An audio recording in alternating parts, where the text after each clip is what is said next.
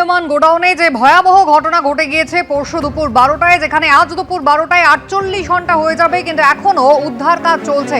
আজ সকালেও উদ্ধার কাজ চলছে। গতকাল রাত্রে 3 জনের দেহ ওই ধ্বংসস্তূপ থেকে উদ্ধার করা হয়, যে 3 জনই মৃত অবস্থায়, নিথর অবস্থায় তাদের দেহ উদ্ধার হয়, আর তাতেই মৃতের সংখ্যা কিন্তু বেড়ে হয়েছে 14। কথা বলবো সরাসরি আপনাদের এসএসকেএম হাসপাতাল চত্বরে নিয়ে যাব। আমাদের প্রতিনিধি সন্দীপ সরকার রয়েছেন আমাদের সঙ্গে। সন্দীপ, উদ্ধার কাজ এখনো চলছে আমরা জানি, এখনো পর্যন্ত মৃতের সংখ্যা 14, 19 জন আহত রয়েছেন। নিখোঁজ কি আর কেউ আছেন এখনো?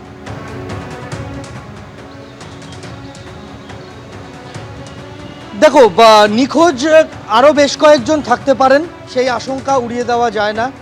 পরিবারের সদস্যরা যারা এসএসকেএম হাসপাতালে গতকাল থেকে ঘুরে বেরিয়েছেন, তাদের মধ্যে প্রত্যেকেই তারা তাদের স্বজনের খোঁজ পেয়েছেন। কেউ জীবিত অবস্থায় পেয়েছেন, কেউ আবার দুঃসংবাদ নিয়ে বাড়ি ফিরেছেন। ফলে এসএসকেএম হাসপাতালে যে পুলিশের এখানে কন্ট্রোল রুম খোলা হয়েছে, সেখানে আলাদা করে এখনো পর্যন্ত মিসিং বলে আর কারোর নাম নথিভুক্ত নেই। সর্বশেষ যে পরিবারটি অপেক্ষায় ছিল সেটি হচ্ছে এই স্বপন মণ্ডলের পরিবার। তারাও তাদের পরিবারের খবর পেয়েছেন গতকাল রাত্রি 10:30 নাগাদ। কিন্তু তারপর থেকে আর কোনো পরিবার এখনও নাম নথিভুক্ত এখানে করেননি। কিন্তু তার মানে এটা এই আশঙ্কা উড়িয়ে দেওয়া যায় না যে ওখানে আর কেউ শ্রমিক ছিলেন না। কেননা আমরা দেখেছি যে বহু মানুষ ভিন রাজ্য থেকে ওখানে কাজ করতে গেছেন। ইউপির বাসিন্দা শ্রমিক রয়েছে ওখানে, বিহারের বাসিন্দা 6 জন শ্রমিক তো ওখানে ছিলেন, যে 6 জনের মধ্যে একজনের মৃত্যু হয়েছে, 4 জন উদ্ধার হয়ে এই হাসপাতালে এসছেন, আরেকজন এখনও নিখোঁজ রয়েছেন। শিরচেন কুমার তার নাম, বিহারের মুঙ্গেরের একই পরিবারের 6 জন। তো সেই একজন মিসিং রয়েছেন এখনও, তার কোনো হদিশ পাওয়া যায়নি, শিরচেন কুমার। এখন গতকাল রাতে যে দেহগুলি এসে পৌঁছেছে তার মধ্যে তার দেহ আছে কিনা এখনও পর্যন্ত স্পষ্ট নয়। কিন্তু এরকম বহু পরিযায়ী ভিন রাজ্যের শ্রমিকের পরিবার রয়েছে যারা হয়তো জানেন না যে এ ধরনের কোনো দুর্ঘটনা ঘটে থাকতে পারে, কেননা প্রত্যন্ত গ্রামাঞ্চল থেকে আসা মানুষজন।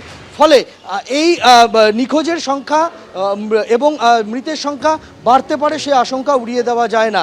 স্বপন মণ্ডলের পরিবার তারা অপেক্ষায় রয়েছেন যে আজকে আর কিছুক্ষণ পর যে পোস্টমর্টেমের প্রক্রিয়া হবে, তারপরে তারা বাড়িতে ফিরে যাবেন দেহ নিয়ে।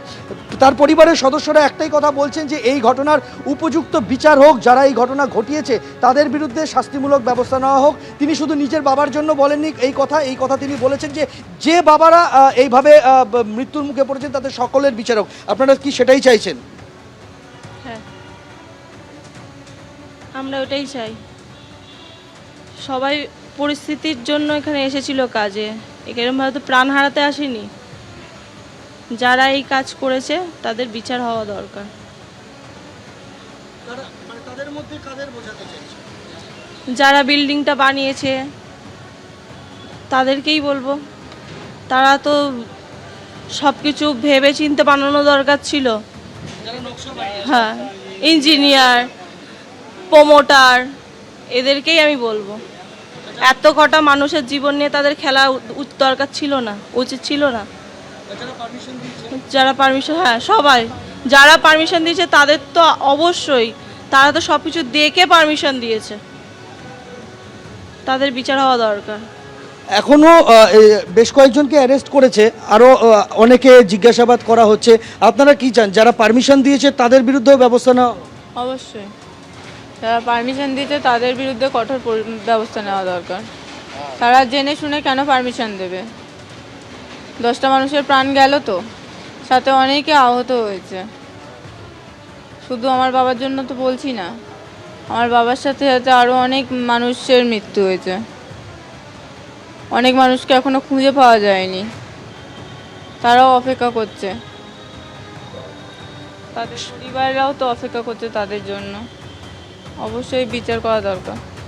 শ্যামনগরের এই শ্রমিক পরিবারটা তারা চাইছেন যে বিচার তো হোক অবশ্যই, যারা এই ঘটনা ঘটিয়েছেন, যারা অনুমোদন দিয়েছেন এই নকশার, সকলের বিরুদ্ধে পদক্ষেপ নেওয়া হোক, এমনটাই চাইছেন শ্যামনগরের নিহত স্বপন মণ্ডলের পরিবারের সদস্যরা।